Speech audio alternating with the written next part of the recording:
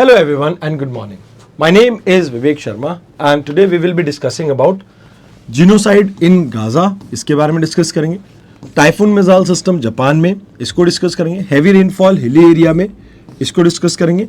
And portable ion chromatograph, इसके बारे में हम डिस्कस करेंगे. आइए एक एक करके इन सभी चीज़ों को समझते हैं.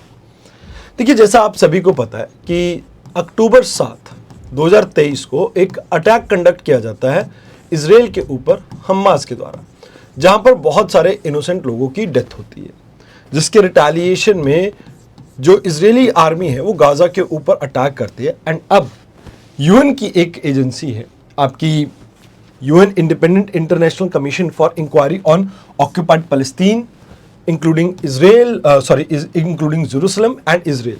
तो इसकी रिपोर्ट के अकॉर्डिंगली इजराइल अभी जीनोसाइड कंडक्ट कर रहा है, कमिट कर रहा है. कहाँ पे? गाजा के अंदर. तो फर्स्ट टाइम किसी यूएन मैंडेटेड बॉडी ने ऐसा कहा है, बट इजराइल ने इस रिपोर्ट को कहीं ना कहीं बायस कहते हुए रिजेक्ट कर दिया. अब देखिए, United nation human right council की अगर बात की जाए तो ये आपकी वो अथॉरिटी जिसके मैंडेट के अंदर ये आपकी इंडिपेंडेंट इंटरनेशनल कमीशन वर्क करता है.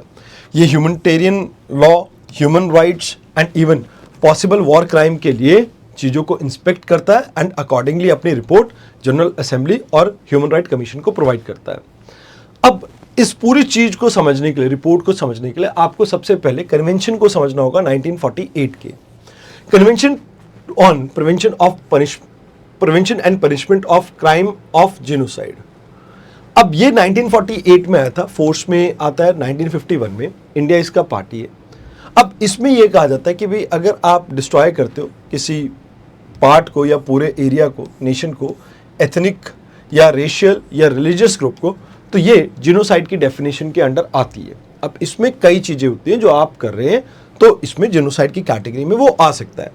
पहला चीज़, आप किसी ग्रुप के मेंबर्स को मार रहे हो, आप सीरियसली उनको मेंटल या बॉडी डैमेज कर रहे हो, उनको कहीं ना कहीं डिस्ट्रक्टिव लिविंग कंडीशन में रख रहे हो, एंड उनके जो बर्थ है उसको कंट्रोल करने की कोशिश कर रहे हो, एंड फोर्सफुली उनके बच्चों को ट्रांसफर कर रहे हो.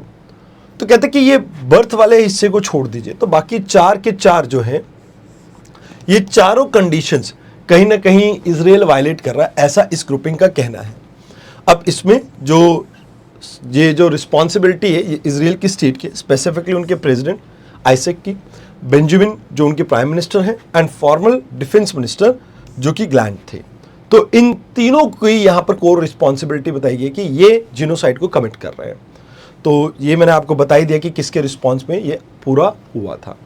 नाउ लेट्स टॉक अबाउट अभी साउथ चाइना सी में बढ़ती हुई टेंशन के बारे में बात करते हैं, या पैसिफिक कह सकते हो आप. टाइफून मिसाइल जो कि एक सिस्टम है, यूएस और जापान मिलके इसको आप ये कह सकते हो डिप्लॉय कर रहे हैं. तो टाइफून मिसाइल ये अभी कहीं ना कहीं आपकी जो ड्रैगन मिलिट्री एक्सरसाइज यहाँ पे चल रही है उसमें पब्लिकली डिस्प्ले की गई है, जिसके बाद से चाइना ने ये कहना स्टार्ट किया कि भैया ऐसा मत करो, रीजनल स्टेबिलिटी को असर पड़ेगा. तो ये यूएस की है, ये ग्राउंड लॉन्च के लिए जानी जाते हैं. मिड रेंज आपकी मिसाइल सिस्टम है जो कि लॉन्ग रेंज के कैपेबिलिटीज़ के साथ भी आती है.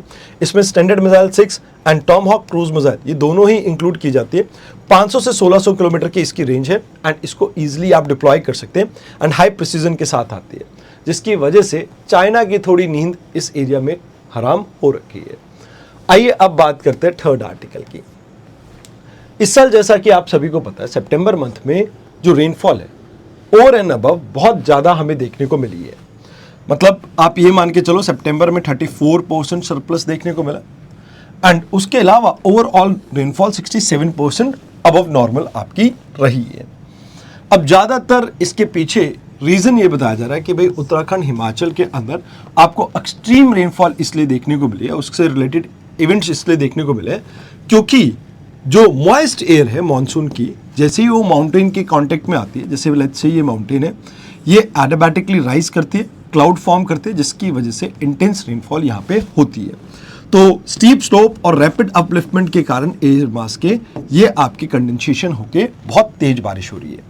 बाकी कॉन्जिक्यूटिव लो प्रेशर जो आपका बे ऑफ बंगाल में क्रिएट हुआ है, इसकी वजह से भी ये फ्लो जो आपका एयर का है, इसकी वजह से भी ये आपको देखने को मिल रहा है कि इस एरिया में रेनफॉल थोड़ी ज़्यादा है. मतलब आपकी जो मॉनसून है ये दो ब्रांचेस में डिवाइड होता है, एक अरेबियन सी, एक बे ऑफ बंगाल। तो यहाँ पर बे ऑफ बंगाल की तरफ से जो आ रही है उससे भी आपको ये रेनफॉल देखने को मिल रहा है। वैसे ये क्लाउड की जो फॉर्मेशन है वो बहुत ज़्यादा रैपिड है, मैसिव है, कहीं ना कहीं क्यूमुलोनिम्बस क्लाउड फॉर्म हो रहे हैं एंड इसकी वजह से आपको फ्रीक्वेंटली यहाँ पर landslide, flash flood and reverse का एकदम से बढ़ जाना और लॉस ऑफ लाइफ भी आपको यहाँ पे देखने को मिल रहा है। तो कहते हैं कि भाई देखो इसमें मेजरली जितने भी आपके इवेंट्स हैं, चाहे आपके लाइक आप क्लाउड बर्स्ट या आप लैंडस्लाइड्स की बात करो, तो इसके पीछे रीज़न है स्टीप स्लोप्स, क्योंकि आप ज़्यादातर देखेंगे तो हिमालय यंग फोल्ड माउंटेन है, अभी भी स्लोप इंक्रीज हो रहा है एंड काफ़ी स्टीप है ये, तो वो एक प्रॉब्लम है। फ्लैश फ्लड की एक प्रॉब्लम है, रिवर्स कई बार चोक हो जाते हैं बिकॉज ऑफ लाइक ये गारा आने की वजह से एंड मोर ओवर ये ऑलरेडी एक फ्रजाइल इकोसिस्टम है एंड ह्यूमन डेवलपमेंट जैसे रोड्स, ब्रिजेस, सेटलमेंट, इसकी वजह से बहुत ज़्यादा इसके ऊपर इम्पैक्ट पड़ रहा है। बाकी डिफॉरेस्टेशन, अनप्लान्ड कंस्ट्रक्शन जो कि टूरिज्म की वजह से, अनसस्टेनेबल टूरिज्म की वजह से बढ़ रहा है, वो भी एक इस एरिया की प्रॉब्लम है। तो कहते हैं कि भाई देखो इसमें 3 फैक्टर्स हैं जो इस बारी आप रिलेट कर सकते हो। तो कहते हैं सबसे पहले तो वेस्टर्न डिस्टर्बेंस जो विंटर में होती है, इस बार रीजंस अभी तक साइंटिस्ट ने एक्सप्लेन नहीं किए, बट इस बार ये विंटर का फिनोमेना आपका साउथवर्ड एक्सटेंड किया है और जिसकी वजह से हिमालयाज में कहीं ना कहीं एक्सट्रीम रेनफॉल आपको देखने को मिली है। ग्लोबल वार्मिंग की वजह से टेम्परेचर जो इंक्रीज हुआ है, इससे मॉइस्चर आपका और ज़्यादा बढ़ा है एंड जिसकी वजह से आपका जैसे जो बे ऑफ बंगाल और अरेबियन सी की ब्रांच है ज़्यादा मॉइस्चर लेके आ रही है और इससे रेनफॉल ज़्यादा हुआ है। ग्लोबल वार्मिंग मेजरली इसके लिए रिस्पॉन्सिबल है। आर्टिक में आइस जो मेल्ट हुई है, इससे भी विंड पैटर्न्स आपके इम्पेक्ट हुए, वो भी कारण हो सकता है इसका। तो ये कुछ कारण है जिसकी वजह से आपको ये प्रॉब्लम देखने को मिल रही है। आइए अब बात करते हैं आज के आखिरी आर्टिकल की, दैट इज एक्वा मॉनिट्रिक्स। अब ये है क्या और क्यों है? ऑस्ट्रेलिया की एक यूनिवर्सिटी ऑफ तस्मेनिया, इन्होंने इसे बिल्ड किया है। ये नाइट्रेट लेवल को चेक करेगा एंड ये पोर्टेबल है, ऑन साइट चेक कर सकते हो। तो मतलब यहाँ पर क्या होता है, ये एनालाइज करते हैं आपके सेपरेट करके आयंस को, उनको क्वांटिफाई करते हैं ताकि सॉइल और वाटर में इनकी प्रेजेंस का पता लग सके। अब इसमें क्या होता है, एक लॉन्ग कॉलम लिया जाता है एंड उस कॉलम के थ्रू आप क्या करते हो, डिफरेंट स्पीड होती है आयंस की, इसके थ्रू इनको सेग्रीगेट करते हो जिससे आपको आयंस की कंसंट्रेशन का पता लग पाता है। अब जैसे ही हम बात करें कंसंट्रेशन किस किस चीज़ की होनी चाहिए, तो nitrate, nitrite, chloride, sulphate and phosphate, इन सब की कंसंट्रेशन इससे पता लग सकती है, जिससे इन्वायरमेंटल पोल्यूशन के बारे में आपकी अवेयरनेस और ज़्यादा इंक्रीज होगी।